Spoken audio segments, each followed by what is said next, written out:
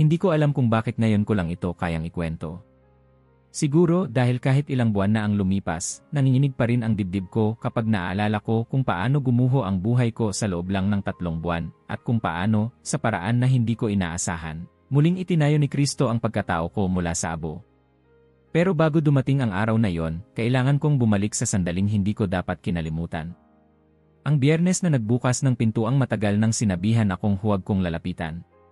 "David, may malaking proyekto ako para sa'yo," sabi ni Engineer Raul Hernandez sa kabilang linya. Hapon na noon, pagod na pagod ako mula sa trabaho sa assembly company. Umaalinggaw ang tunog ng mga makina sa tenga ko at amoy langis pa ang damit ko. 3 buwang garantisadong trabaho. Lingguhang bayad. Pero nasa Archbishopric. Para bang biglang lumamig ang hangin sa paligid ko. "Sa ano, sir?" "Sa Arsobispado." "Yep. Malaki ang kailangan nilang electrical remodeling." Ikaw agad ang naisip ko. Interesado ka ba o maghahanap na ako ng iba? Umigting ang pangako. Kung narinig ako ng tatay ko, si Pastor Roberto Morales, ang taong ginugol ang buong buhay para tawaging Great Babylon ang simbahang Katolika, malamang hinila niya ang telepono sa kamay ko at sinabihan si engineer na nagkamali siya ng tao.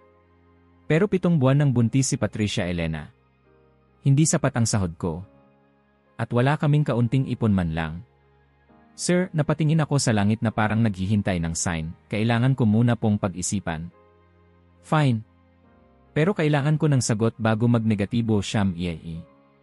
Pagkababa ng tawag, hindi ko alam kung pawis o kaba ang dumadaloy mula sa sentido ko. Umuwi akong mabigat ang mga paa, parang bawat hakbang ay may tanong, kung papasok ako roon pagtataksil ba ito sa Diyos? O ito ang mismong paraan niya para gamitin ako? Pagpasok ko sa bahay, amoy nilagang beans at sariwang tortilla ang bumungad sa akin. Nakaupo si tatay sa dulo ng mesa, hawak ang Biblia niya, nakasuot pa rin ang kulay abong barong na ginagamit niya sa midweek service. Nasa kusina si Patricia Elena, hinihimas ang tiyan niya habang nangangalahati sa pagputol ng mga gulay. Si Carmen, nakababatang kapatid ko, tumitingin sa phone niya habang tila naghihintay ng dahilan para makisali sa anumang usapang teolohiya. "Anak, halika na. Kain na tayo," sabi ni tatay, hindi pa man ako nakakalapit. Umupo ako.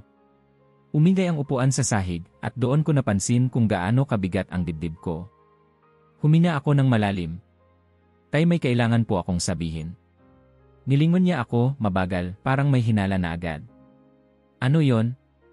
"May inaalok po sa aking trabaho si Engineer Hernandez. 3 buwan. Malaki ang bayad." Tumingin ako kay Patricia Elena, umiti siya, parang sinasabing go on, kaya mo yan. Pero nasa Arsobispado ng Guadalajara. Bago tayo magsimula, mag-like at mag-subscribe dahil may mga bagay dito na kailangan mong malaman bago ang sinumanahin to ang buong mesa. Patikot sara ni Carmen, tumigil sa air.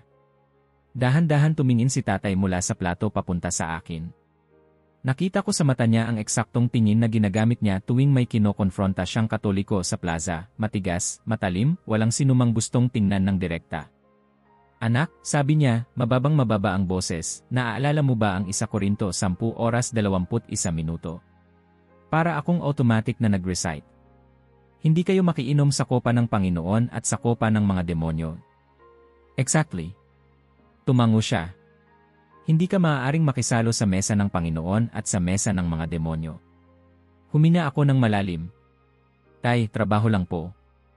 Hindi ako magsasamba doon. Kailangan namin ng pera. At pwede rin akong mag-ebanghelyo habang nandoon." Sumilay ang konti sa mata niya, pride, excitement, ambition. Kung ganoon baka nga ginagamit ng Panginoon ang sitwasyong ito para sa kanyang kaluwalhasyan.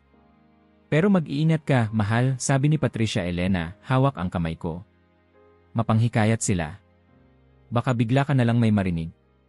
"Sasagutin ko lahat ng yon sa Biblia," singit ni Carmen, parang general na nagbibigay ng utos. "Kuya, dalhin mo lagi ang Biblia mo. Pag binanggit nila ang tradisyon, skriptura lang ang isagot mo." Hindi ko maiwasang mapangiti ng bahagya. Pamilyar ang eksena. Para kaming naghahanda para sa giyera. Nang gabing iyon, nagdasal ako ng matindi. "Panginoon, gamitin mo ako bilang instrumento mo sa teritoryo ng kaaway. Tulungan mong maliwanagan ang mga pari at madre roon. Gawin mo akong liwanag sa gitna ng kadiliman. Hindi ko alam noon ako pala ang paliliwanagan. Lunes ng umaga, naglakad ako patungo sa tirahan ng arsobispo. Malinis ang hangin. Maliwanag ang araw. Pero ang dibdib ko parang kinukuyom ng dalawang kamay, isa ng takot, isa ng determinasyon. 4 na palapag ng pink na quarry stone ang gusali. Stained glass windows na kumikislap sa araw. At sa mismong entrance isang estatwa ng Birhen Guadalupe. Napairap ako ng di sinasadya. Idolatria, bulong ko. At hindi ko tinanggal ang sombrero ko bilang anyo ng tahasang pagtanggi. Buenos das, bungad ng isang lalaki mula sa gilid. Si Don Evaristo, matandang may mabait na ngiti at makapal na kalyo sa kamay. Ikaw si David, di ba? Yung electrician. Opo, sir. Halika, Hijo. Papakita ko sa iyo ang workspace mo. Habang naglalakad kami sa pasilyo, hindi ko naiwasang mapansin ang mga crucifix sa bawat sulok, iba't ibang laki, iba't ibang estilo. Parang sinusundan ako ng mga mata ni Kristo. Hindi ko alam kung bakit, pero may kirot akong naramdaman sa lalamunan ko. Tinawanan ko lang sa sarili ko. Psychological lang. Huwag ka magpa-apekto. Pagdating namin sa 3rd floor, binuksan ni Don Evaristo ang opisina. Dito ang Communication at Historical Archive. Kasama mo rito sina Padre Francisco Navarro at Padre Jos Luis Mart. Akala ko kung sinong mga villain ang makikita ko. Pero nang dumating sila, para akong napahiya sa mga in-expect ko. Si Padre Navarro, manipis na lalaki, may salamin, parang professor. May ngiti na hindi ako mahanap kung mapanganib ba o tunay. Si Padre Jos Luis, mas matanda, may bahagyang balbas na puti, may boses na parang lolo sa pelikula na nagbibigay ng payo. Good morning, sabi ni Padre Navarro, sabay abot ng kamay. Ikaw si David. Napatingin ako sandali sa kamay niya bago ko tinanggap. Opo, Father ay Padre. Kung may kailangan ka, sabihin mo lang. Magkape ka muna. Hindi ako tumanggap. Hindi dahil ayaw ko ng kape, pero dahil ayaw kong magkaroon ng kahit anong imahe ng pagiging magkakampi kami. No thanks, Padre. Okay lang ako. Check ko lang ang kable. Pero kahit umiwas ako, parang lagi niya akong nakikitang tao, hindi kalaban. Habang nagtatrabaho, rinig ko silang nag-uusap tungkol sa schedules ng misa, retreat, counseling ng mga pamilya. Wala akong narinig na kahit anong ipagsamba sa imahe o pandaraya sa Kristiyano. Normal. Simpleng pastoral work. Tahimik. Malumanay. At doon, unang tumusok ang tanong sa ulo ko, paano kung mali ang ilang bagay na itinuro sa akin? Parang mabilis kong iniwasan iyon, pero habang sumusunod ang mga araw, bumabalik mas malakas. Isang umaga, habang nag-install ako ng sea light, lumapit si Padre Navarro dala ang 2 tasa ng kape. David, gising ka ng maaga lagi, ano? May pamilya ka ba sa Fresno? Opo. Buntis na po ang asawa ko. Talaga? Congratulations! Bigla siyang umiti, hindi yung pilit na ngiti, kundi yung parang genuinely masaya para sa'yo. Anong pangalan ng baby? Wala pa pong final. Siguro Samuel o Joshua. Sumilay ang kuryosidad sa mata niya. Alam mo ang ibig sabihin nun sa Hebrew. Halos malaglag ko ang screwdriver ko. Opo. Of course. Samuel means God has heard. Joshua means God saves. Magandang pagpili. Hindi ko masabi kung bakit, pero nagbago ang hangin. Parang may biglang connecting thread sa pagitan namin na hindi ko inasahan. At hindi iyon ang huling beses. Araw-araw, may mga tanong siyang simple pero kumakapit sa isip ko. May mga sagot siyang payak pero parang tinutulungan akong huminga. At araw-araw, unti-unti kong nararamdamang natitibag ang mga pader na itinayo sa paligid ko simula pagkabata. Hanggang sa isang araw, may tanong siyang binato na hinding-hindi ko mabubura. David, masaya ka ba sa ginagawa mo para sa Diyos? O ginagawa mo lang ito dahil iyon ang itinuro sa'yo? Hindi ako nakasagot. At doon nagsimula ang bitak sa pundasyon ko. At hindi ko alam na yung maliit na bitak na iyon ang hahatak sa akin papunta sa apoy. Hindi ko man lang namalayan na matagal pala akong nakatitig sa sahig matapos marinig ang tanong ni Padre Navarro. Para bang may humila ng banig sa ilalim ng sarili kong mga paa. Hindi naman siya nagsalita ng masama, pero may kung anong tumimo sa utak ko. Masaya ba ako? Ginagawa ko ba ito para sa Diyos o dahil iyon ang itinuro sa akin? Bakit parang hindi ko maintindihan kung bakit napakasama ng bigat ng tanong na iyon? Naramdaman kong kailangan kong tumingin sa kanya, pero when our eyes met, bigla akong umiwas. Mas nakakatakot kapag mabait ang kalaban kaysa sa hayagang kaaway. Nagkunwari akong abala sa mga kable, naglagay ng bagong insulator, tinapik-tapik ang junction box para lang may magawa ang mga kamay ko. Pero kahit anong galaw ang pilitin kong maging mekanikal, nandoon pa rin sa loob ko ang tanong na hindi ko alam kung paano sasagutin. Hindi ako sanay masabihan ng ganoon. Hindi ako sanay na tanungin. Sa simbahan namin, kami ang nagtatanong. Kami ang naghahamon. Kami ang may dalang tamang doktrina. Kami ang tagatuwid. Kaya nakakatawa talaga at nakakakaba na ngayong ako naman ang tinanong, bigla akong naging bingi.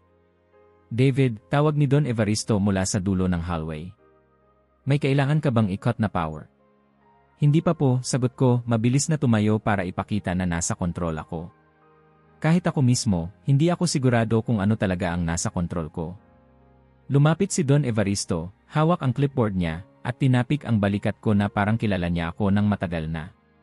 Alam mo, Hijo, minsan, pag masyadong marami ang tanong ng isip, mas madaling makalimutan ng puso kung ano ang mahalaga. Napatingin ako sa kanya. Hindi po ako nagtatanong. Ngumiti siya, yung tipong ngiti na hindi mo alam kung pareho ba kayo ng naiisip. Hindi pa, sabi niya. Bago ko pa man maisip ang isasagot, bumukas ang pintuan sa bandang kanan at lumabas sina Padre Navarro at Padre Jos Luis, parehong may hawak na folders. Halatang galing sila sa meeting. Naglakad sila papunta sa amin at bago pa sila makarating, napansin ko kung gaano kanatural ang galaw nila. Hindi sila nagmamadali, hindi sila tensyonado, hindi sila mukhang may tinatagong agenda. Para silang dalawang propesor na nag-uusap tungkol sa libro sa halip na dalawang kaaway na itinuro sa akin na bantayan. David, may natagpuan ka bang lumang wiring sa likod ng archival shelves? Tanong ni Padre Jos Luis, inaayos ang salamin niya sa ilong. Opo, Padre. Kailangan pong palitan. Delikado na. Nabanggit ko na yan sa dating maintenance team, sabi niya, bumuntong hininga. Buti na lang nandito ka at matyaga. Matagal nang hindi ako pinuri sa trabaho. Siguro kasi sa bahay, normal lang na marinig mo ang salitang expected. Kaya nang may magsabi sa akin ng salitang, buti na lang nandito ka, nagkaroon ng kakaibang etyo sa dibdib ko na parang hindi ko gustong pansinin pero naramdaman ko. Padre, sabi ko, trying to redirect my thoughts, bakit po parang ang dami niyong alam tungkol sa halos lahat? Teolohiya, engineering, history. Tumawa si Padre Navarro, yung tahimik na tawa pero may dating. Lahat ng pari may kanya-kanyang pinanggalingan. Ako dati akong engineer. Si Padre Jos Luis naman, historian ang background. Hindi ko po alam yan. Maraming hindi alam ang isa't isa, sagot ni Padre Navarro, tumingin sa akin ng diretsyo, pero hindi nanunuksong tingin. Yung tingin na parang gusto ka lang talaga niyang kausapin bilang tao. Kaya madalas nagkakaroon ng maling akala. Nalunok ko ang laway ko, hindi dahil sa takot kundi dahil parang may narinig akong mas malalim pa roon. Iba talaga kapag may taong nagsasalita ng hindi para manalo, kundi para umintindi. Si Padre Jos Luis ang unang nagbukas ng folder.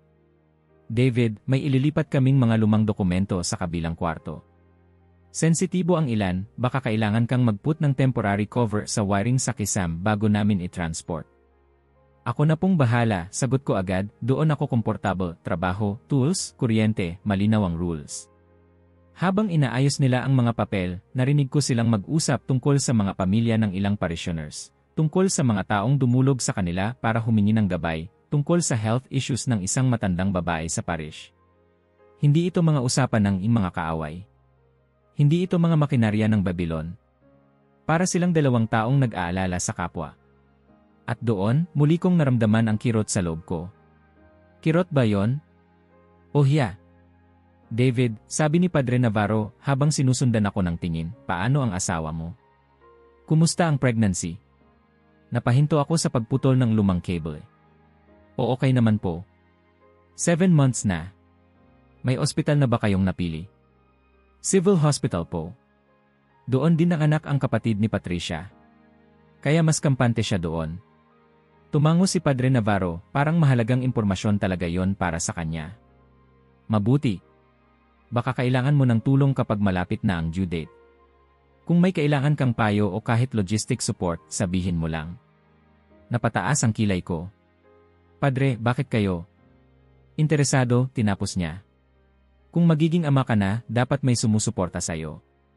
Hindi ko maintindihan kung bakit pero parang may kumalabit na tanong sa loob ko. Bakit parang mas nakikita nila ako ng malinaw kaysa sa sarili kong pamilya? Pinilit kong kalimutan iyon. Salamat po, Padre. Pero okay lang kami. Huminga siya ng malalim, parang may sasabihin pa pero pinili niyang hindi ituloy. David, sabi niya sa boses na mas banayad kaysa kanina, may itatanong sana ako sa'yo. At doon ko naramdaman ang kakaibang kilabot. Hindi ko alam kung bakit. Pero parang may instinct na nagsasabing makinig ka. Ano po yon? Tanong ko, itinago ang kaba sa likod ng neutral na mukha. Kapag nagbabasa ka ba ng Biblia, nararamdaman mo bang kinakausap ka ng Diyos? Personal. Hindi lang bilang doktrina, kundi bilang anak. Parang may humampas sa dibdib ko. Kung may humawak sa balikat ko noon, baka napaupo ako. Bakit? Kasi iyon mismo ang tanong na iniiwasan kong itanong sa sarili ko. Nagbabasa ako. Nagmememorya ako. Pero ramdam. Personal. Hindi ko alam kung kailan ko huling naramdaman yon, kung kailan huling tumagos ang isang talata sa laman ko. Siyo naman, sagot ko, pero napakabilis, napakasigurado, napakapeke. And madalas, tanong niya, hindi pa rin tinatanggal ang tingin sa akin. Siyempre po. Kailangan. Kailangan, ulit niya. At doon ako nawala. Para akong wala sa katawan ko habang pinagmamasdan ang sarili kong naghahanap ng sagot na wala. Kahit si Don Evaristo ay tumigil sa pagsusulat at tumingin sa akin na parang interesado rin sa magiging sagot ko. Hindi ko po alam kung ano ang ibig niyong sabihin, pilit kong sabi. Okay lang yan, sagot ni Padre Navarro, hindi pilit, hindi mapilit, hindi mapanghusga. May mga tanong na mas madaling hindi sagutin. Pero minsan doon nag-umpisa ang pagbabago. Nag-init ang batok ko. Para akong nalantad pero hindi sa nakakahiya na paraan. Parang may pumunit ng plastik na nakabalot sa paligid ng utak ko at nararamdaman kong unti-unting pumapasok ang hangin. At natatakot ako. Dahil ang hangin minsan nagdadala ng apoy. Tinawag ni Padre Jos Luis si Padre Navarro para pirmahan ang ilang papeles at naglakad sila papunta sa kabilang mesa. Naiwan akong tahimik, kunwari abala sa pagwelding. Pero ang totoo, hindi ko marinig ang tunog ng tools ko. Ang naririnig ko lang ay ang tanong. At ang tanong na yon, para siyang kumakaskas sa loob ng dibdib ko. Masaya ba ako? Nararamdaman ko ba ang Diyos? O ginagawa ko lang lahat dahil iyon ang kinalakihan ko? At doon ko napagtanto, hindi takot sa Katolisismo ang nararamdaman ko kundi takot sa posibilidad na may hindi ko alam. Habang papunta sila sa kabilang kwarto, tumingin pa ulit si Padre Navarro sa akin, at hindi ko alam kung anong meron sa titig niya, pero parang may sinasabing hindi pa panahon, pero darating din. Hindi ko man lang alam noon na ang tanong na iyon pala ang unang bitak. Hindi ako nag-inat dahil akala ko simpleng usapan lang iyon. Hindi ko alam na iyon pala ang simula ng pagguho ng mundong ilang dekada kong pinaniwala ang matibay. At ang mas nakakagulat, hindi ko alam na babalik ang tanong na iyon, hindi bilang pakiusisa, kundi bilang apoy na literal na haharap sa akin. Hindi ko alam kung gaano katagal akong nanatiling nakayuko matapos marinig ang tanong ni Padre Navarro. Para bang may humawak sa loob ng dibdib ko at pinisil iyon ng dahan-dahan, sapat para hindi ako makahinga ng normal. Hindi naman niya ako pinagalitan. Hindi rin niya ako kinwestiyon sa paraang mapanghamak. Pero ang tanong, simple, kalmado, diretso, ay parang tumama sa parte ko na hindi ko alam na mayroon pala akong pinoprotektahan. Kung bakit, hindi ko agad nasagot. Siguro dahil sanay akong sumagot ng verses, hindi ng katotohanan. Kaya nang tumalikod siya, nagkunwari akong abala, pero ramdam ko pa rin ang tanong na umuukit ng marka sa loob ko, masaya ka ba sa ginagawa mo para sa Diyos? O ginagawa mo lang ito dahil iyon ang itinuro sa iyo? Hindi ko alam kung bakit ramdam ko iyon hanggang buto, pero hindi pa dapat ako mag-focus doon. Hindi iyon ang dahilan kung bakit ako naroon. Ang trabaho ko ay maglagay ng kable, mag-install ng ilaw, at siguraduhin walang aberya. Hindi ako narito para maapektuhan. Hindi ako narito para matuto. At lalong hindi ako narito para magbago. Pero kahit anong pilit kong ayusin ang utak ko, hindi ko maiwasang mapatingin sa paligid. Ang mga dingding ng third floor ay puno ng lumang larawan ng mga obispo, mga pari, at mga eksenang hindi ko kilala. May mga lumang libro, nakaayos sa glass cases, na halatang mas matanda pa sa bahay ng lola ko noon. At sa gitna ng hallway, may crucifix na nakasabit, malaki, detalyado, masyadong buhay para sa isang bagay na gawa sa kahoy. Parang may tingin na sumusunod. Automatic kong iniwas ang mga mata ko roon. David, tawag ni Don Evaristo mula sa may koridor, hawak ang isang maliit na toolbox. Siguro kailangan mo itong mga screws na ito. Mas fit sila sa junction box na hawak mo. Salamat po, sagot ko, pilit pinanunumbalik ang tono ko sa pagiging professional. Lumapit siya ng kaunti at tumingin sa mukha ko. Mukhang may gumugulo sa'yo, Hijo. Ay, hindi po. Trabaho lang. Trabaho, ngumiti siya. Kung trabaho lang, bakit parang ang bigat ng mata mo? Hindi ako nakasagot. Kahit ako hindi ko alam kung bakit ganoon ang pakiramdam ko. Hindi pa man ako nagtatagal doon, pero may something sa lugar na yon, hindi ko pa maipaliwanag. Bago pa ako makapag-isip ng sagot, dumating sina Padre Navarro at Padre Jos Luis. Tahimik silang nag-uusap tungkol sa schedules ng confirmation class at retreat para sa mga kabataan. Nang makita nila ako, agad silang umiti, hindi yung iti na may halong pagtingin sa'yo bilang outsider, kundi yung tipong masaya silang nandyan ka lang sa paligid. David, bungad ni Padre Jos Luis, kung may kailangan kang ilagay na cover sa ceiling panels, sabihin mo ha. Baka may mga dokumentong kailangan naming ilipat bukas. Opo, Padre. Ako na ho ang bahala. Masaya ang mukha niya nang marinig iyon. Salamat, Hijo. Isa ka talagang blessing dito. Napakurap ako. Blessing. Ako? Kung marinig iyon ng tatay ko, malamang tumawa siya ng malakas. Sa kanila, ako ang sundalo ng kawalang kompromiso. Dito, sinasabihan nila akong blessing. At hindi ko maintindihan kung bakit parang may kung anong parte sa akin na natuwa. Sinundan ako ni Padre Navarro habang inaayos ko ang panel. David, ilang taon ka ng electrician? Mga 5 po. Ay. Bata ka pa pero ang galing mo. Ang linis ng gawa mo. Hindi ko inaasahang marinig iyon mula sa isang pari, pero to be honest, matagal ko nang hindi naririnig ang ganoong papuri kahit kanino. Sa bahay, default ang expectation. Sa church, service is service, walang papuri, walang recognition. Kaya nang marinig ko iyon mula sa taong dapat sanay kinatatakutan ko, may kung anong gumaan sa loob ko, kahit sandali lang. Mukhang mabigat ang responsibility mo, lalo na't may pamilya ka na, dagdag ni Padre Navarro. Kumusta ang asawa mo? Kumusta ang pagbubuntis niya? Napatingin ako sa kanya. Hindi ko inaasahang tatanungin niya yon. At hindi ko alam kung bakit parang gusto kong sagutin ng tapat. Medyo pagod po siya, pero okay naman. Excited na rin sa baby. May pangalan na ba kayo? Either Samuel or Joshua. Beautiful choices, sabi niya, hindi dahil maganda sa tunog, kundi parang may kahulugan sa kanya. Alam mo ba, God has heard ang meaning ni Samuel. At si Joshua. God saves. Napakalalim ng pinagmulan ng mga pangalang iyan. Hindi ko alam kung bakit pero natuwa ako na alam niya yon. Hindi ko akalaing may pari na may alam sa Hebrew meanings. At higit sa lahat, natuwa ako na parang genuine ang interest niya sa kung anumang pinagdadaanan ko. David, sabi niya, biglang naging maseryoso ang tono, pwede ba akong magtanong? Sure po, sagot ko, kahit may kaba na akong nararamdaman. Sinasabi mong matagal ka nang naglilingkod sa Diyos. Pero kailan mo huling naramdaman na kinausap ka niya hindi bilang kasapi ng isang simbahan, kundi bilang anak? Parang biglang lumusot ang hangin palabas ng baga ko. Yung tipong pagod na pagod ka at kailangan mong umupo pero wala ka namang maupuan. Everyday naman po, sabi ko, pero hindi ko naitago ang pag-aatubili sa boses ko. Napangiti siya, hindi sa pang-aasar, kundi parang may nakita siyang hindi ko pa nakikita. Everyday. Beautiful. Pero David, nararamdaman mo ba talaga, o sinasabi mo lang dahil yon ang inaasahan mong sagot? Hindi ko maintindihan kung bakit naging masikip ang dibdib ko. Hindi iyon galit. Hindi iyon kahihiyan.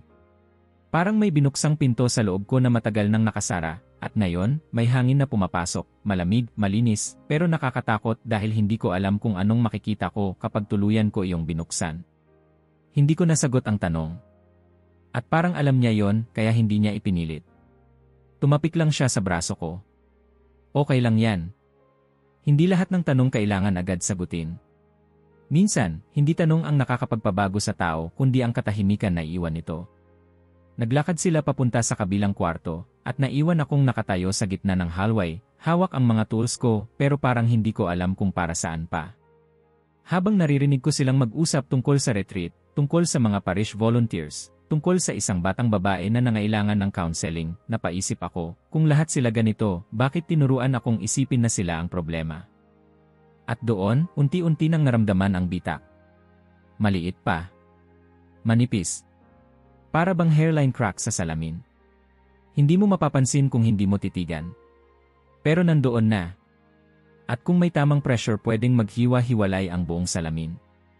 Hindi ko pa alam noon, habang nakatingin ako sa crucifix sa dulo ng hallway, na ang tanong na yon ni Padre Navarro, yung tanong na hindi ko masagot, ay magiging pintong bubuksan ng apoy. Hindi ko man lang napansin na magtatatlong linggo na pala akong pumapasok sa arsobispado. Sa araw-araw na pagpasok ko, nagiging mas malinaw ang isang bagay na pilit kong itinatanggi. May mga tanong na hindi kayang sagutin ng mga simpleng bersikulong nakasanayan ko. At habang lumalalim ang pakikisama ko kina Padre Navarro at Padre Jos Luis, lalong lumalalim ang pakiramdam na may bahagi ng utak kong kumakalas sa pagkakakabit sa mundo kung saan ako lumaki. Kaya isang gabi, pag-uwi ko mula sa trabaho, dinala ko ang buong arsenal ko ng mga librong pang-apologetics. Buong mesa sa sala namin, napuno ko ng notes, highlighters, at mga bookmark na parang naghahanda ako para sa debate sa RI. Si Patricia Elena ay nakaupo sa sofa, hinihimas ang tiyan niya habang pinapanood ako. David, sabi niya, bahagyang nag-aalala, baka kailangan mong magpahinga. Hindi, sagot ko habang sinusuri ang isa pang commentary. Kailangan kong malaman kung paano ko sila madidebong. Sila? Sina Padre? May mga sinasabi silang hindi ko mahanap agad ang sagot. Bakit parang kinakabahan ka? Tanong niya, lumapit at tinapik ang balikat ko. Hindi ako kinakabahan, sagot ko ng mas mabilis kaysa sa dapat. Gusto ko lang maging handa. Pero sa totoo lang, kinakabahan talaga ako. Dahil sa unang pagkakataon, pakiramdam ko hindi ako humahabol para manalo, humahabol ako para huwag malaglag. At kahit ilang oras akong nagbukas ng libro, kahit ilang beses kong hinanap ang madalas naming sandalan sa debate, sola scriptura, solus Christus, idolatria, hindi ko mahanap ang mga sagot na tulad ng dati, tuwid, malinaw, walang puwang para sa pagdududa. Para akong naghahanap ng susi sa isang pinto na matagal ko nang akalaing nakalock mula sa kabila, pero ngayon, parang ako ang hindi marunong magbukas. Kinabukasan, nang dumating ako sa opisina ni Padre Navarro, dala ko ang planong kausapin siya ng diretsyo. Wala nang iwasan. Wala nang pag-ugaling diplomatic. Kailangan kong ibalik ang kontrol. Pagpasok ko, nakita ko siyang nakaupo sa mesa, may hawak na rosaryo at nakatingin sa isang maliit na imahe ni Maria. Hindi siya nagdarasal ng malakas. Tahimik lang niya itong tinitingnan, parang may personal na usapan sila. At doon ako napahinto, hindi dahil natakot ako, kundi dahil hindi iyon mukhang idolatria. Para siyang anak na nagsasabi ng problema sa sariling ina. May lambing, hindi pagsamba. Ahem, ubo kong mahina para ihayag ang presensya ko. Umiti siya at ibinaba ang rosaryo.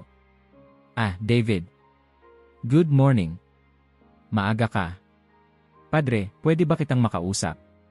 Tungkol sa mga turo ninyo. Tumango siya, parang dati niya nang hinihintay iyon. Of course. Maupo ka. Umupo ako, ngunit hindi ako komportable. Para akong estudyanteng ayaw umamin na hindi niya alam ang sagot sa tanong. Padre, diretsuhin ko na. Bakit kayo naniniwala kay Maria bilang tagapamagitan? Hindi ba malinaw na si Kristo lang ang mediator? Ngumiti siya, hindi sarcastic, hindi mapagmataas. Para bang natuwa siyang handa na akong makipag-usap ng totoo.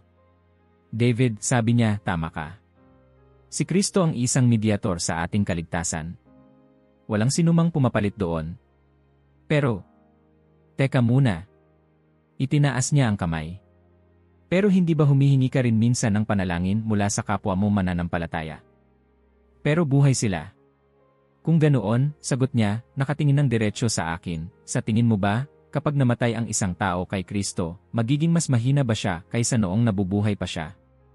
O mas malapit sa Diyos, mas buo, mas buhay? Parang may kumirot sa sentido ko. Hindi ko gusto ang tanong. Hindi ko gusto dahil may kahulugan iyon at ayaw kong magkaroon iyon ng kahulugan.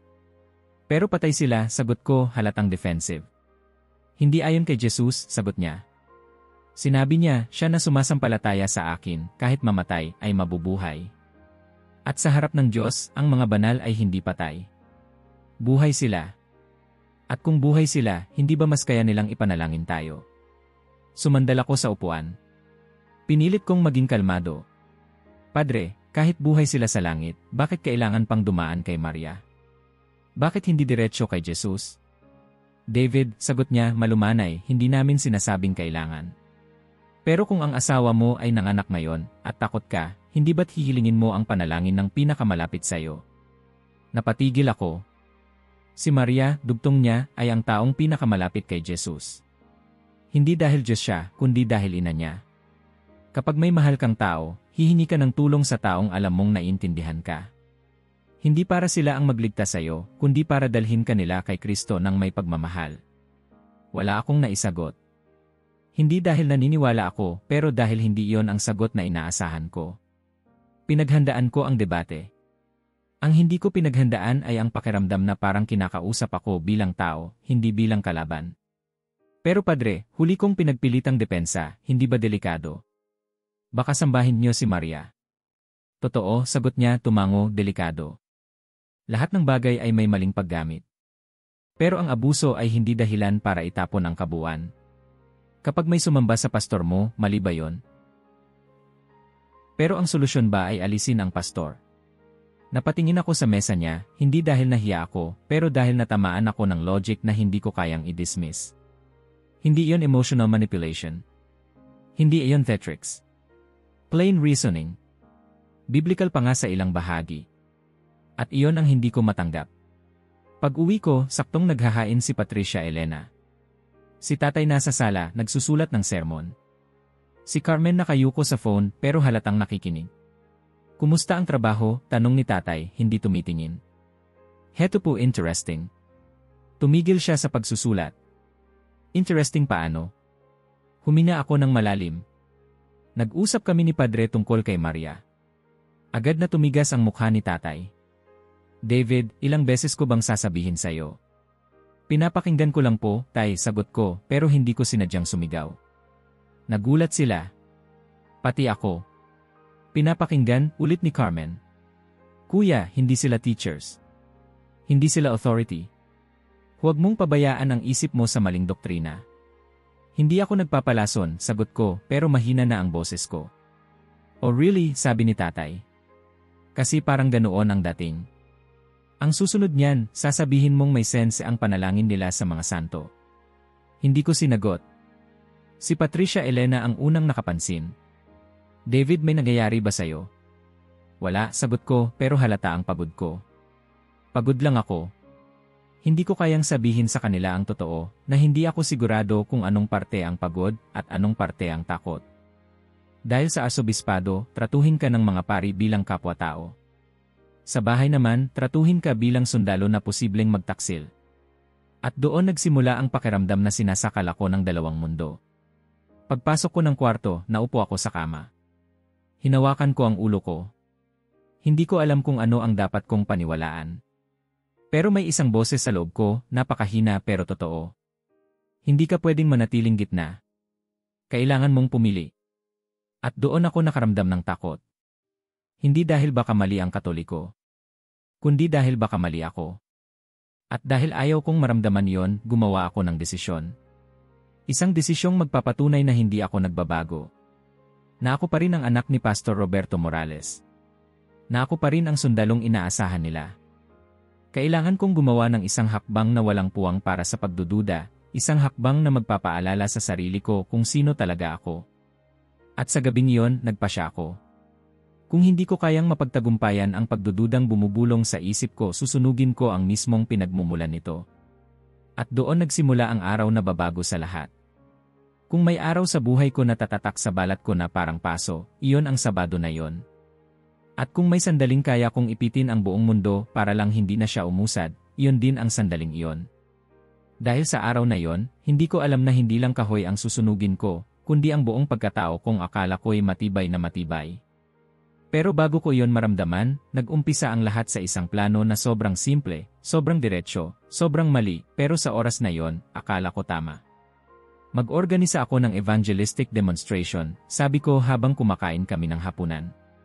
Diretsyo kong tinitigan si tatay, pero alam kong pati si Patricia Elena at si Carmen naghihintay ng paliwanag. Sa Sabado, sa Plaza de las Américas. Ano klase ng demonstration? Tanong ni Patricia Elena, halatang kinakabahan na. Isang malinaw na mensahe. Isang aktong hindi nila kayang baliwalain. Nilapag ko ang tinidor ko sa mesa.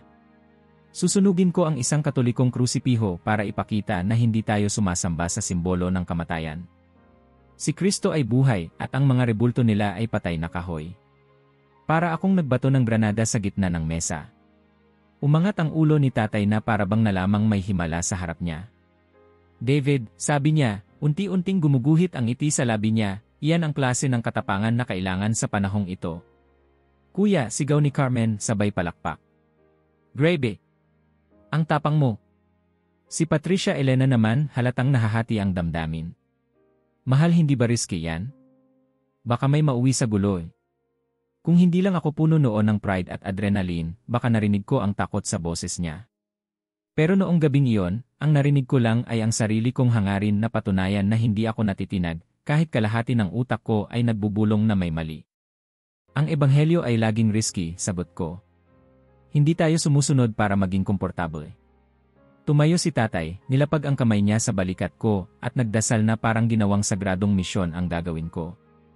At sa unang beses sa maraming linggo, naramdaman kong bumalik ang lumang ako, ang batang sundalong pinalaki nilang protektor ng katotohanan. Hindi ko alam na yon pala ang magiging pinakamalaking bitad. Kinabukasan, bumili ako ng krusipiho sa palengke. Malaki. Mabigat. Kahoy na pin, madaling masusunog. Nang abutin ko ang bayad, tinanong ako ng tindera, para sa altar nyo, Hijo. Umiti ako ng pilit. Para sa isang espesyal na mensahe. Hindi niya alam kung gaano espesyal. Sa gabi bago ang demonstrasyon, nagdasal ako sa simbahan namin. Nakaknil ako sa harap, hawak ang krusipiho na balot sa tela. Tumayo sa tabi ko si tatay. David, bulong niya, gagamitin ng Panginoon ang gawain ito. Huwag kang mag-alala. Ang apoy ay magiging tanda ng katotohanan. Hindi ko alam noon kung gaano katotoo ang sinabi niyang iyon, pero hindi sa paraan na inaasahan niya. Pagsapit ng Sabado, 4:00 pa lang, nasa plaza na ako. 2 bote ng rubbing alcohol. Isang lighter. Ang krusipiho na ibinalot ko sa kumot. At ang recorder na gagamitin sana para i-document ang iebanghelyong tagumpay. Mainit ang araw. Maraming Katolikong nakakalat, may mga nagrorosaryo, may mga nakaknild sa harap ng isang maliit na imahe ni Our Lady of Guadalupe. Ang iba, nakaupo lang, nakikipag-usap. Walang kamalay-malay na may dumarating na bagyo. Tumayo ako sa gitna ng plaza, inilapag ang mga bato na paglalagyan ng krusipiho para tumayo ito ng tuwid. Nang tanggalin ko ang tela, may ilang matandang babae ang napatingin. Hindi pa sila nagsasalita, pero halata ang pagtataka. Binuksan ko ang recorder. Mga kapatid, sabi ko ng malakas, ako si David Alejandro Morales, anak ni Pastor Roberto Morales. Nandito ako ngayon para magbigay ng malinaw na mensahe. Unti-unting tumahimik ang paligid. Ang ilan lumapit. Ang iba umiwas. Pero lahat nakikinig. Ito, itinuro ko ang krusipiho, ay simbolo ng kamatayan. At ngayon, ipapakita ko sa inyo na ang kapangyarihan ng buhay ay hindi matatagpuan sa kahoy na ito, kundi kay Kristo mismo na nabuhay muli. May isang matandang babaeng nakaknild kanina ang lumapit. Hijo, sabi niya, mahinahon pero may bigat, huwag mo sanang gawin yan. Importante ito sa amin. Hindi ko kayo inaaway, sagot ko. Gusto ko kayong gisingin. May isang lalaking may dalang bata ang nagsalita rin. Pero kuya, hindi mo kailangang sirain yan para magpaliwanag. Pero hindi ako nakikinig. O baka ayaw kong makinig. Binuksan ko ang bote ng alkohol at dahan-dahang ibinuhos sa katawan ng krusipiho. Aamoy agad ang amoy ng kemikal sa hangin. May mga umatras. May nag-sign of the cross. Pero walang sumigaw. Wala ring humarang. Para lang silang nagmamasid, naghihintay kung ano ang gagawin ko. Kayo mismo ang magsasabi, sabi ko, kung patay na kahoy lang ba ito. At sinindihan ko ang lighter. Sa unang ilang segundo, parang ordinaryong apoy lang. Kumapit sa paa ng kahoy. Gumapang sa binti. Umakyat sa katawan. Pero nang maabot ng apoy ang mukha ng imaheng iyon, doon nagsimula ang kababalaghan. May narinig akong tunog. Para siyang ungol. Para siyang pagdaing. Hindi malakas pero malinaw. At ang mas nakakatakot, nanggagaling sa apoy mismo. Napaatras ako. Ano yon? Walang sumagot. Kahit ang mga Katoliko, nakatitig lang, pero hindi nila pinapakitang may naririnig sila. Nakakatakot iyon. Kasi ang naririnig ko ay parang hindi dapat wala doon. At saka ko yun narinig. Isang boses. Mahina. Wasak. At diretso sa akin. David. Nanigas ang buong katawan ko. David, bakit mo ako sinusunog? Nabitawan ko ang lighter. Napalunok ako pero natuyo ang lalamunan ko. Hindi pwede, bulong ko. Pero ang apoy ay parang gumalaw. Parang nagkakaroon ng hugis. Parang may mukha. Hindi imaheng gawa ng kahoy, hindi abstract na anino, mukhang tao. Mukhang may mata. At ang mga mata nakatingin sa akin. Hindi galit. Hindi masungit. Masakit. At mahal. Anak, sabi ng boses. Bakit mo sinisira ang larawan ko kung ang dugo ko ang nagligtas sa'yo? Hindi ko na nakayanan. Ang tuhod ko parang may humila pababa. Bumagsak ako sa semento. Napaiyak ako nang hindi ko maintindihan kung bakit. Hindi iyon takot lang.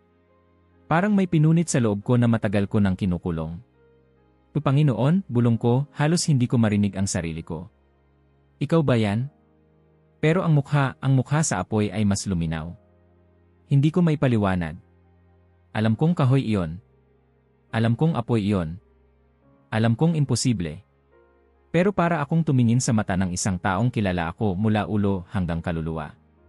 At noon ko naramdaman ang dalawang bagay na hindi ko pa naramdaman ng sabay, isang sakit na parang ako ang may hawak sa martilyo na tumusok sa kanya, at isang pagmamahal na parang kahit ano pa ang gawin ko, hinding-hindi niya ako bibitawan. May panyo na lumapat sa mukha ko. Hindi ko alam kung saan galing. Isang matandang babae pala ang lumapit. Apo, sabi niya, halos pabulong, minsan ang Diyos nagsasalita sa pinakaiyak nating sandali. Hindi niya alam ang narinig ko. Pero ramdam ko ang kabutihan sa boses niya. At doon ko napagtanto, walang sinuman sa kanila ang nakarinig. Ako lang. Ako lang ang kinausap. Nang tuluyang mamatay ang apoy, puro abo ang naiwan. Pero ang mukha na natili sa utak ko. Nakasunog. Nakaukit. At habang tumatayo ako, nanginginig, hindi ko na maitago sa sarili ko ang katotohanan. Hindi iyon imahinasyon. Hindi iyon hallucination. Hindi iyon emotion. At kahit buong mundo pa ang humirit, hindi nila ako mapapaniwala na hindi iyon totoo. Kahit kailan. At doon nagsimula ang pinakamalaking gulo ng buhay ko. Pag-uwi ko mula sa plaza, halos hindi ko maramdaman ang manibela sa nanginginig kong mga kamay. Para akong bagong gising mula sa bangungot o mula sa isang panaginip na mas totoo kaysa sa buhay ko. Hindi ko alam kung paano ko nagawang makarating sa bahay. Basta pag-angat ko ng ulo, nasa garahe na ako at naroon si Patricia Elena sa pintuan, hawak ang tiyan niya, nakangiti ng kaunti, parang umaasang may magandang balita akong dala. David, kumusta ang evangelization? Hindi ko agad nasagot. Tumitig lang ako sa kanya, at sa unang pagkakataon simula nang makasal kami, nakita kong may pagitan sa amin na hindi ko kayang tawirin ng basta-basta. May nangyari, sabi ko sa wakas, halos pabulong. Hindi ko maintindihan. Lumapit siya, inilagay ang kamay sa balikat ko. Anong nangyari? May nagriyot ba? May nagreport sa pulis? May sumugod ba sayo? Umiling ako. Hindi ganoon. Huwag mo akong takutin, David. Humina ako ng malalim. Patricia, nung sinindihan ko ang krusipiho, may narinig ako. Tunog lang yon ng umaapoy na kahoy, sagot niya, mabilis, parang gustong tapusin agad ang usapan. Hindi. Hindi tunog. Boses. Napakunot ang noo niya. Boses. Boses ni Kristo. Umurong siya. Literal. Hindi dahan-dahan. Para siyang natulak ng hangin. David, huwag mong sabihin sa akin na. Patricia, narinig ko siya. Malinaw. Tinawag niya ako. Tinanong niya kung bakit ko siya sinusunog. Nag-iba ang mukha niya, hindi na pag-aalala lang. May halong takot, paghihinala, at isang uri ng sakit na parang tinamaan ko ang puso niya mismo. David, bumaba ang boses niya. Hindi iyon si Kristo. Alam ko ang narinig ko. Iyon ay panlilin lang, sagot niya, halos patakbo nang pumasok sa sala. Kailangan nating tawagin si tatay mo. At bago ko pa siya mapigilan, nasa sala na kami. Si tatay nakaupo sa sofa, hawak ang Bible niya. Si Carmen nasa tabi niya, nag-aaral ng notes para sa theology class.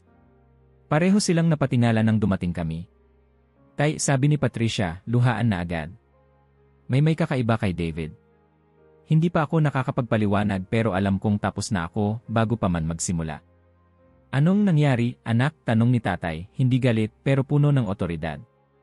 Yung otoridad na hindi mo pwedeng labanan nang hindi mo sinisira ang buong mundo mo. Humina ako ng malalim.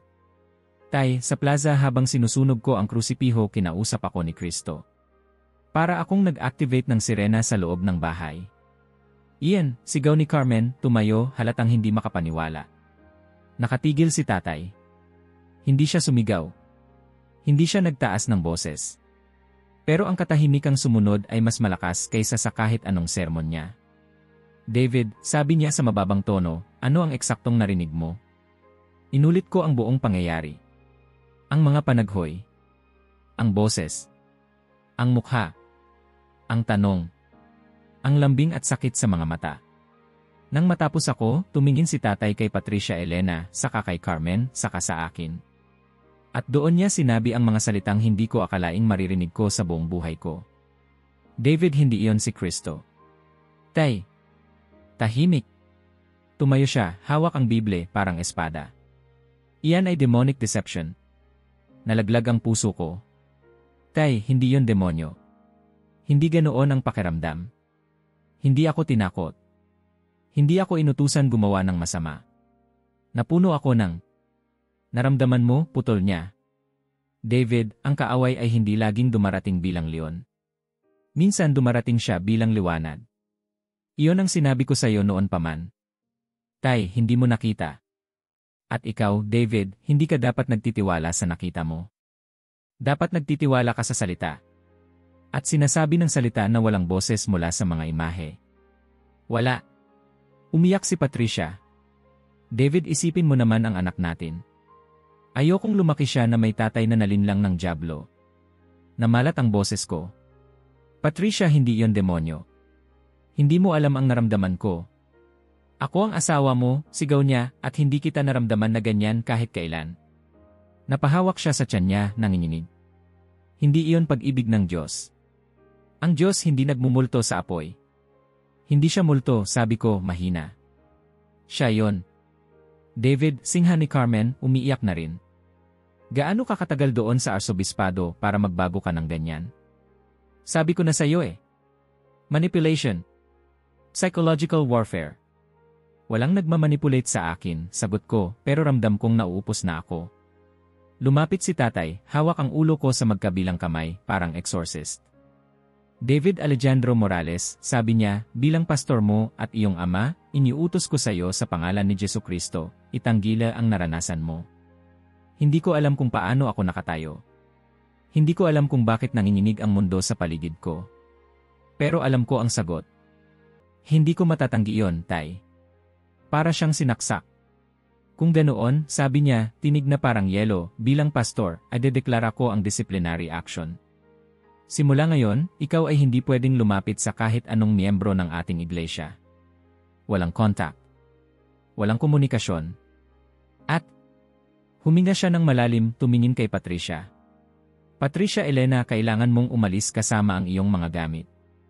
Hindi ligtas para sa iyo at sa bata ang manatili sa ilalim ng impluensya niya. Nanghina si Patricia. Tay, wag naman po. Ito ang kailangan para sa inyong kaligtasan. Tay, sigaw ko. Hindi ako delikado. Hindi ako nasisiraan ng bait. Hindi ito demonyo. Pero wala nang makikinig. Lumapit si Patricia sa akin, nanginginig, hawak ang pisngi ko. Kung gusto mong bumalik sa amin, bulong niya, sabihin mo lang na hindi iyon totoo. Na-imagine mo lang. Pagod ka lang. Stress. David, please in. Tumingin ako sa kanya. Tumingin ako sa anak naming hindi pa pinapanganak. Tumingin ako sa bahay na kinalakihan ko. Tumingin ako sa mundong dapat sana'y mas ligtas kaysa sa plaza. Pero hindi ko masabi ang kasinungalingang hinihingi nila. Hindi ko kayang sabihin hindi ko nakita ang nakita ko. Hindi ko kayang sabihin hindi ko narinig ang narinig ko. Hindi ko kayang saktan ng Diyos para lang hindi masaktan ng pamilya ko ang ilusyon nila. Patricia, bulong ko, hindi ko kayang tawagin kasinungalingan ang totoo. At doon ako nawala. Literal. Inimpake nila ang gamit ni Patricia. Isinakay siya ng mga magulang niya. Hinila ni Carmen ang pinto ng sala ng malakas. At si tatay, hindi man sumigaw pero malinaw ang mensahe. Hanggang sa ikumpisal mo ang kasalanan mong ito, anak, wala kang lugar dito. Naiwan ako sa sala, nakatayo, parang patay na ilaw. Ang katahimikan ay hindi katahimikan, para siyang kulungan. Para siyang kulog na nagbalak magtagal. Lumabas ako, sumakay sa kotse, at hindi ko alam kung saan pupunta. Umupo ako sa driver's seat, nakasandal ang ulo ko sa manibela. Umiiyak ng walang tunog. Gabi na nang ma-realize kung wala na akong matutulugan. Kaya doon ako natulog, sa kotse ko, nakaparada sa labas ng bahay na hindi ko na bahay. Ang lamig. Ang dilim. At ang tanong na hindi ko maalis. Kung tama ang ginawa ko, bakit ganito ang nararamdaman ko? Pero sa kabila ng takot, ng pagkawala, ng sakit, may isang parte sa puso kong nananatiling matatag. Hindi ako nag-iisa sa plaza. Hindi ako nag-iisa nang kinausap niya ako. Hindi ko pa alam noon, pero ang tulong na hinahanap ko, hindi ko akalaing manggagaling iyon sa mismong lugar na tinanggihan ko buong buhay ko. At doon nagsimula ang susunod na milagro. Hindi ko alam kung paano lumipas ang 3 araw pagkatapos kong matulog sa loob ng kotse. Ang alam ko lang, bawat umaga, mas bumibigat ang pakiramdam na wala na akong bahay na uwian, wala na akong pamilya na tatanggap sa akin, at wala na akong simbahan na tatawag sa aking pangalan. Ang tanging nasa akin na lang ay ang alaala ng apoy, ang boses, at ang tanong na humiwa sa buong pagkatao ko. Sa 3 araw, hindi ko na kayang tiisin ang sarili ko. Hindi ko na kayang pakinggan ang katahimikan ng kotse, ang hangin ng madaling araw na parang nanunukso, ang bigat sa dibdib na hindi ko na alam kung galing sa gutom, sa pagod, o sa takot. Kaya bago pa sumikat ang araw, nagmaneho ako papuntang Arsobispado. Hindi ko alam kung tama yon. Hindi ko alam kung may tatanggap sa akin. Hindi ko alam kung may mangyayaring mabuti. Pero may isang boses sa loob ko, hindi boses na tulad noong nasa apoy, kundi iyon mismong katahimikan pagkatapos na nagsasabing bumalik ka doon, David. At sinunod ko iyon. Pagdating ko sa gusali, nakaupo si Don Evaristo sa may pasukan, nagwawalis ng mga tuyong dahon. Pagkakita niya sa akin, agad siyang tumigil. Hijo, anong nangyari sa'yo? Para kang hindi natulog ng 3 taon. Hindi ko mapigilan. Napaupo ako sa hagdan, napailing at napahawak sa mukha ko. Don Evaristo, wala na akong mapuntahan. Tumigil siya sa pagwawalis, lumapit, at marahang hinawakan ang balikat ko. Halika. Hindi ka pwedeng nandito sa labas na parang basang manok. At tinawag niya si Padre Navarro. Maya-maya, bumukas ang pinto sa 3rd floor hallway. Dumungaw ang mukha ni Padre Navarro, at nang makita niya ako, hindi siya nagtaka, hindi siya natakot, hindi rin siya nagtanong ng kung ano ang ginawa ko. Ang ekspresyon niya ay isa lang, pag-aalala. David, Hijo, halika sa loob. At doon, sa loob ng kanyang maliit na opisina na may amoy ng lumang papel at kape, tumulo ang unang luha na hindi ko kinaya pigilan. Padre, sabi ko, halos pabulong, na wala na po ang lahat sa akin. Hindi siya umupo agad. Lumapit siya sa akin, pinaupo ako sa silya, at saka siya naupo sa harap ko, hindi bilang pari, hindi bilang debater, hindi bilang tagapagturo, kundi bilang taong naroon lang. Nagbibigay ng presensya. David, sabi niya, sabihin mo sa akin ang nangyari. Hindi para husgahan ka. Para maintindihan kita. At doon ko ibinuhos ang lahat. Ang boses sa apoy. Ang mukha. Ang pag-uho ko sa lupa. Ang reaksyon ng pamilya. Ang pagtanggi. Ang takot. Ang pagkawala. Ang gabi sa kotse. Ang pakiramdam na nakabitin ako sa ere at walang sasalo sa akin. Hindi siya kumibo.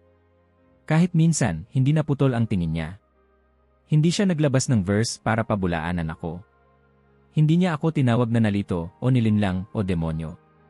Pinakinggan niya ako na para bang may bigat ang bawat salita ko, at hindi ko akalaing ganon pala ang pakiramdam ng may taong handang makinig sa'yo nang hindi hinuhusgahan ang kahinaan mo.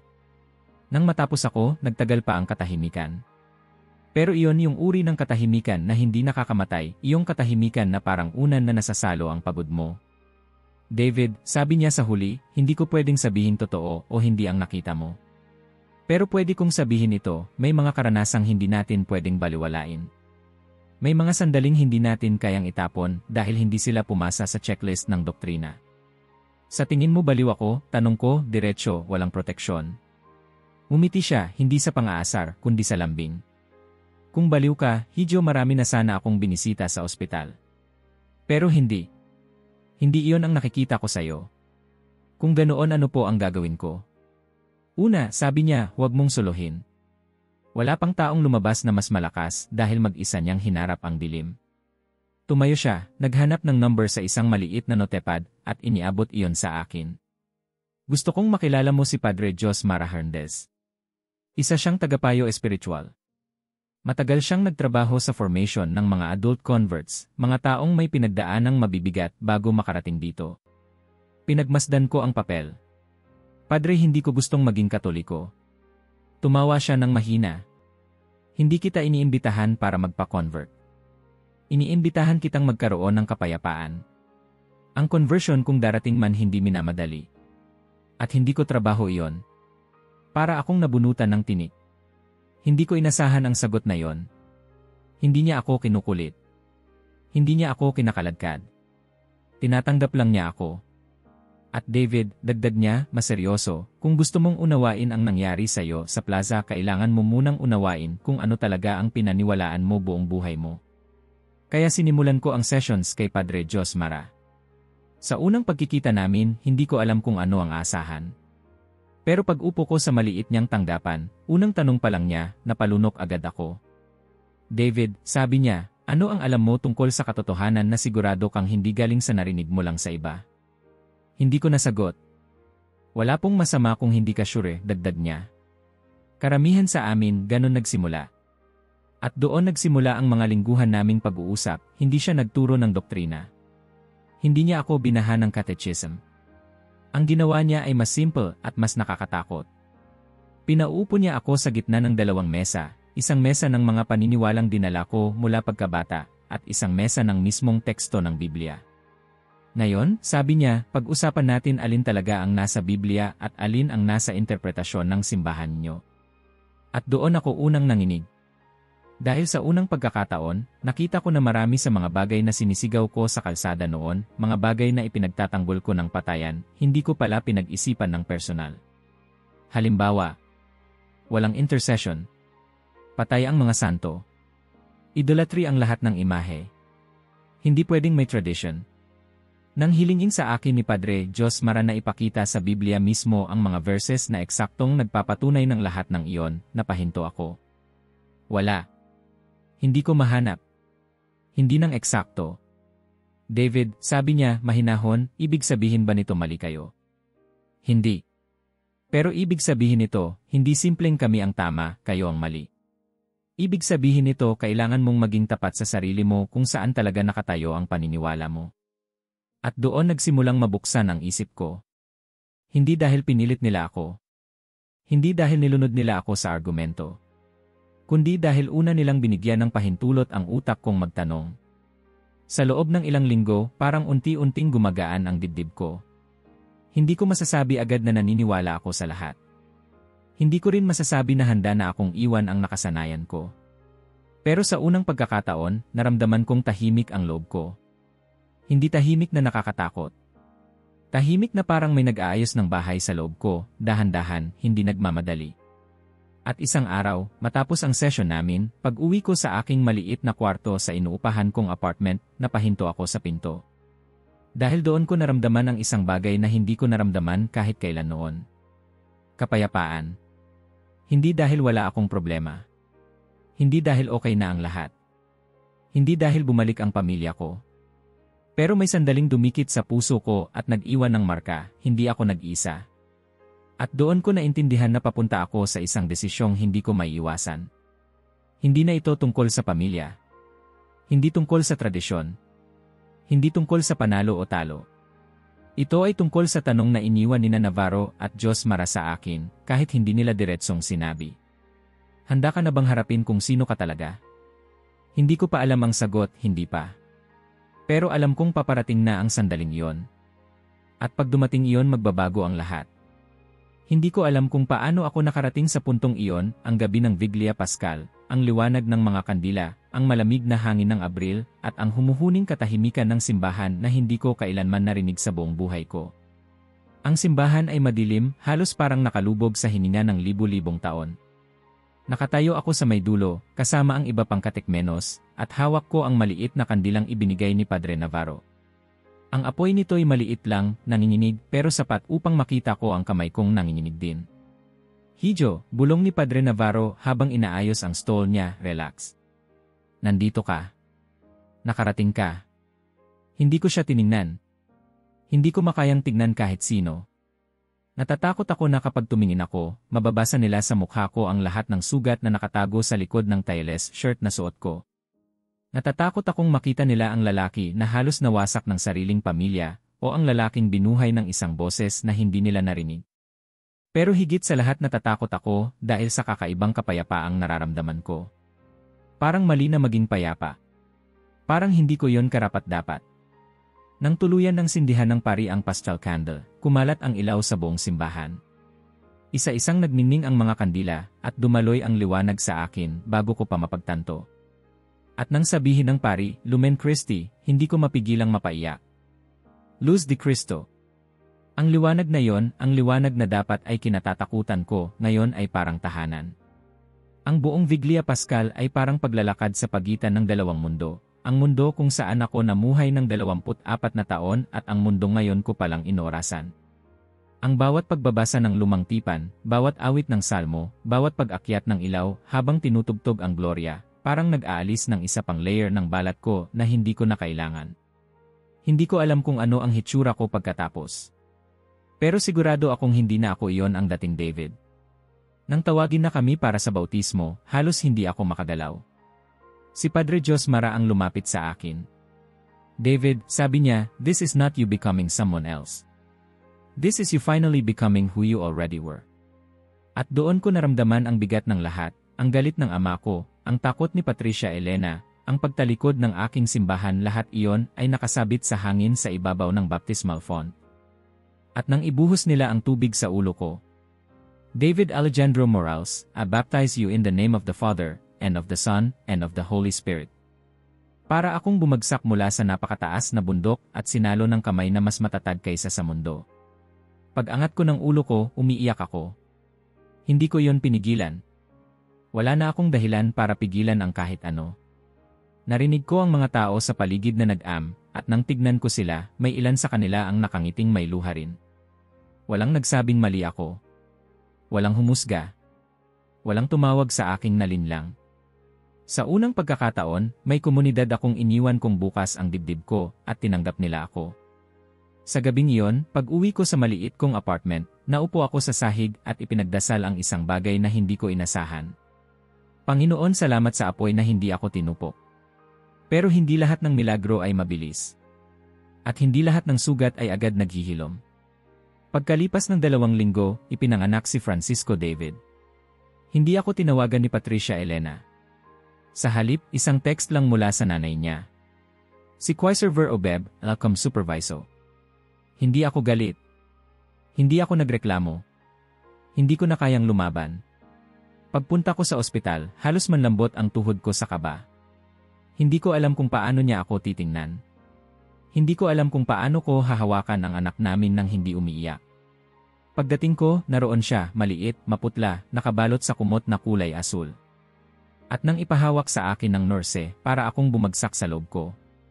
Ang liit niya. Ang tahimik niya. Ang init niya sa mga kamay ko. Hello, Hijo, bulong ko. Ako yung tatay mo. Hindi ko na malaya na umiiyak pala ako hanggang sa tumulo ang isang luha sa noo niya. Hindi siya umiyak.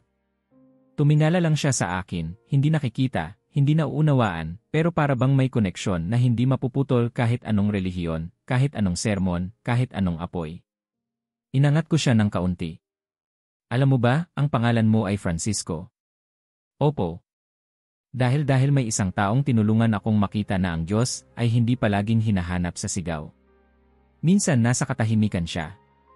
Si Patricia Elena nakaupo sa dulo, nakakunot ang noo pero nakaharap sa amin. Hindi ko alam kung ano ang iniisip niya. Baka awa. Baka takot. Baka galit. Wala akong lakas para hulaan. Huwag mo siyang iyakan, sabi niya sa wakas, mahina pero matalim. Hindi niya dapat makita kang ganyan. Hindi ako tumingin. Hindi ko siya iniiyakan dahil sa akin. Iniiyakan ko siya dahil mahal ko siya. Hindi siya sumagot. 1 oras lang ang binigay nila sa akin. 1 oras para hawakan ang buong mundo ko sa 2 kamay. 1 oras para sabihin ang mga salitang hindi ko masabi sa kahit sinong tao sa buhay ko. Francisco, anak, hindi kita iiwan. Hindi tulad ng pag-iwan nila sa akin. At hindi tulad ng pag-iwan ko sa sarili ko noon. Pagkaalis ko sa ospital, hindi ko alam kung kailan ko siya ulit makikita. Noong Setyembre, namatay si tatay. At hindi ko siya naabot. Hindi kami nagkaroon ng kahit isang usapang maaaring maging tulay. Ang huling tingin niya sa akin ay malamig. Ang huling salita niya ay disiplina. At ang huling hakbang ko palabas ng bahay namin ay hindi kailanman napalitan ng kahit maliit na pag-asa. Sa libing niya, marami ang lumapit sa akin. Hindi bilang kaaway. Hindi bilang nawawala. Pero bilang taong naghanap ng katotohanan at nagbayad ng mahal para makamit iyon. David, bulong ng isa sa mga dating miyembro ng church namin, hindi ko naintindihan ang ginawa mo pero nakikita ko kung gaano ka naging tapat. At ipinagdarasal kita. At sa unang pagkakataon tungkol sa tatay ko, ang nakita ko ay hindi galit. Hindi pagkabigo. Hindi pagtutol. Kundi pagpapakawala. Hindi ko na siya mababawi. Hindi ko na mababalikan ang huling pagkakataon. Pero kahit papaano, may pahintulot sa puso kong tumigil sa paghabol sa taong huminto na sa paghabol sa akin. Ngayon, nagtatrabaho ako sa mga parokya. Minamanduhan ko ang mga kable, nag-install ng ilaw, nag-aayos ng mga wiring ng mga lumang gusali na parang may sariling buhay. Minsan nakakapagod. Minsan nakakainis. At minsan, habang nakaakyat ako sa hagdan at nakatingin sa mga stained glass window, hindi ko maiwasang ngumiti. Hindi ito ang buhay na pinangarap ko. Hindi ito ang buhay na inihanda sa akin. Hindi ito ang buhay na gusto ng pamilya ko. Pero ito ang buhay na may kapayapaan. Isang kapayapaang hindi ko natagpuan sa sigaw ng pulpito, kundi sa bulong ng apoy. At gabi-gabi, bago ako matulog, lagi kong naaalala ang sandaling iyon. Ang boses na iyon. Ang tanong na iyon. Ang mukha na iyon na sumunog sa takot ko at naghabi ng bagong buhay sa loob ko. Minsan, tinatanong ako ng mga tao kung pinagsisisihan ko ang araw na sinindihan ko ang krusipiho.